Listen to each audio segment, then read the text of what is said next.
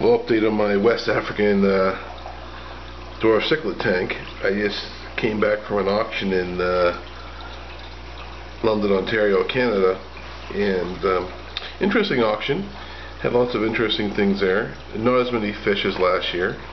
I noticed there was a lot more fish in the Michigan auctions this year, but what they did have was an abundance of plants, which I didn't happen to see in the US auctions. However, that worked out for me because I was looking for plants really, and plants for this tank and some other tanks. But one of the interesting plants I did pick up a couple days ago on Sunday was this large plant here, the African water fern.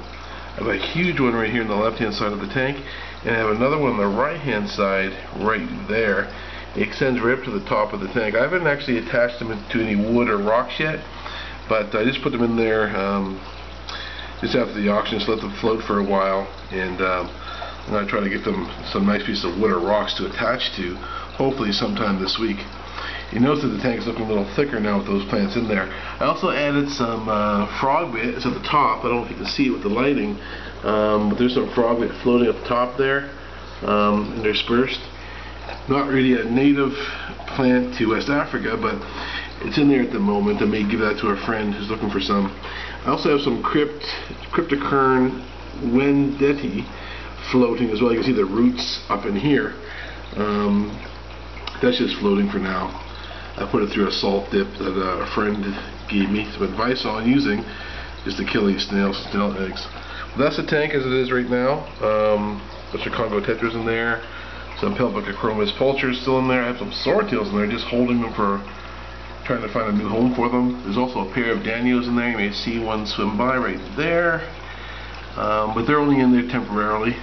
I have a few breeder boxes on this tank as well. This one there has a few different sets of orange platyfry, coral red platyfry. This one's empty, just up and running a few days ago. And this one here has a male beta in there. Hard to see him, but he's in there. The male beta is just sort of in there temporarily.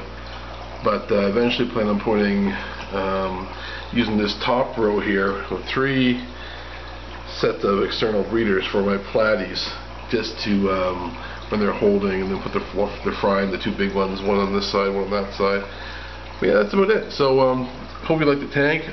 Once I get everything attached, I'll do an update video on this one, and let you guys see how it's turning out. Take care and bye for now.